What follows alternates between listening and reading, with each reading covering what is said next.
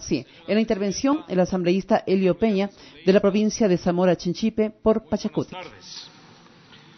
Quiero iniciar mi intervención reconociendo el trabajo que ha realizado la Comisión de Educación en su momento, toda vez que aquí en el Pleno nos presentaron un diagnóstico de la problemática sobre el cual nace y se sustenta esta reforma tan importante en el tema de educación.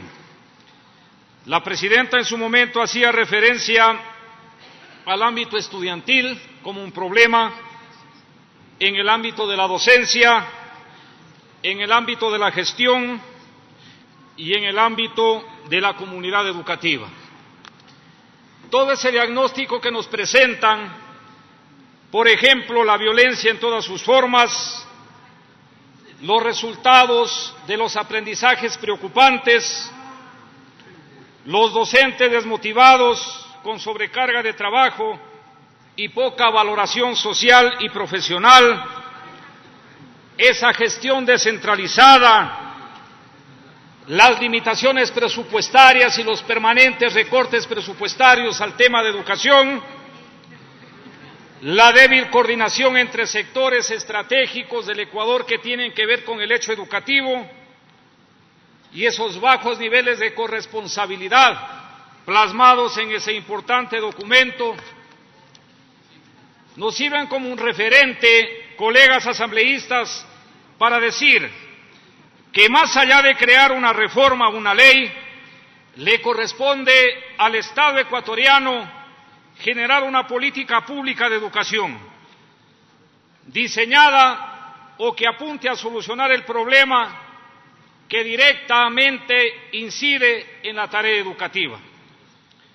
Una política de Estado que solucione problemas como el alto índice de desnutrición infantil, la falta de atención de salud, altos índices de violencia, la inseguridad, problemas de consumo de sustancias sujetas a fiscalización, entre otros. No por eso vamos a restar mérito a la importante reforma que debe hacerse a la Ley de Educación. Pero para esto, y pensando en la configuración de una política pública de Estado,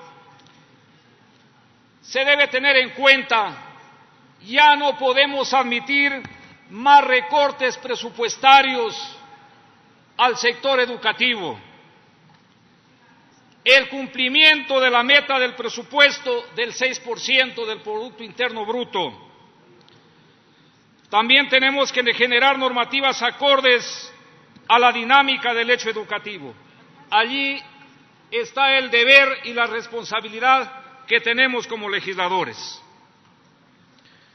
Yo quiero decirles, colegas asambleístas, la educación es el arma más poderosa que puedes usar para cambiar el mundo, decía Nelson Mandela, y aquí lo repetimos constantemente.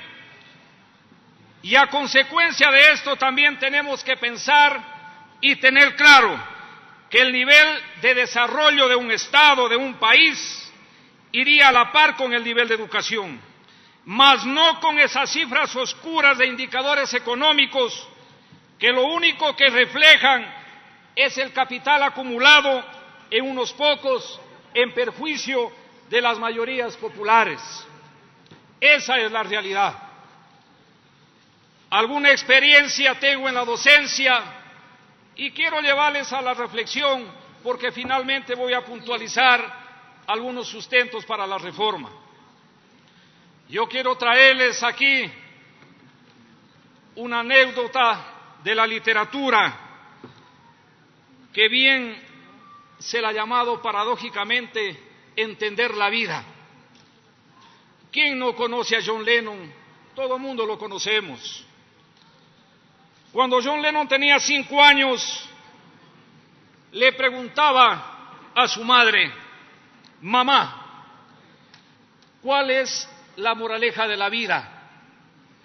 Y su madre le respondió: ser feliz. Otro día en la escuela la maestra de John Lennon le dio una tarea que le preguntaba qué quería hacer cuando fuera grande. Y John Lennon no dijo que quería ser feliz. Al día siguiente la maestra le dijo: usted no entendió la tarea. Y John Lennon le dijo: y usted no entiende la vida. Colegas asambleístas, lo que queremos que nuestros hijos sean en la escuela es que sean felices. Ese es un principio elemental que tenemos que considerarlo cuando nosotros hablamos de la reforma a la ley de educación. Nosotros como padres de familia tenemos que tener claro que la educación no es la preparación para la vida. La educación es para la vida en sí misma. Por eso, yo como padre de familia no envío a mis hijos a la escuela para que se preparen hoy y sean felices mañana. Yo envío a mis hijos a la escuela para que sean felices en ese espacio y sean felices hoy y mañana. Esa es la consigna que tenemos que asumir como sociedad. Yo quiero manifestar, colegas asambleístas, aquí se ha hablado mucho de educación, pero quisiera que también pasemos del discurso a la práctica. Aquí en este pleno de la Asamblea hemos tenido representaciones de grupos de niños y adolescentes que injustamente se los llama especiales. Aquí en este escenario tuvimos algún momento la orquesta dirigida por el lojano Edgar Palacios, que nos dio una muestra de que no son discapacitados. Esa palabra tiene que borrarse de cualquier contexto cuando se quiere diferenciar a las personas. Después tuvimos aquí a niños con síndrome de Down y también hace pocos días recibimos a niños con autismo. Aquí se pregona tanto del principio de la inclusión y eso me lleva a decirles que no tenemos que mirar con indiferencia ni como personas especiales a esos niños, sino más bien veámoslos como diferentes, porque esos somos los seres humanos. Somos únicos e irrepetibles. Por eso también decirles, colegas asambleístas, que la educación no se la debe concebir como una ciencia. La educación es una teoría, porque si fuera ciencia tendríamos recetas para educar a los niños y a los jóvenes, y hasta el momento no tenemos eso. Lo que sí tenemos, las ciencias de la educación que se ponen al servicio de la educación. Una cosa muy clara y precisa que tenemos que tener en cuenta.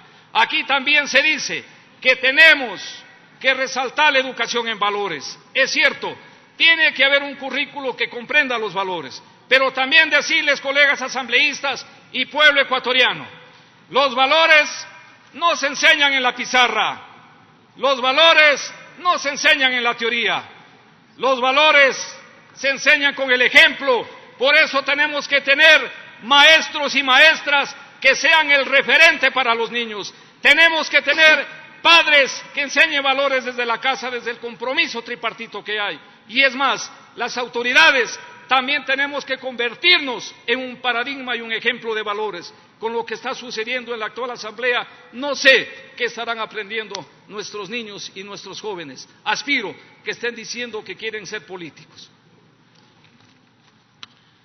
Colegas asambleístas,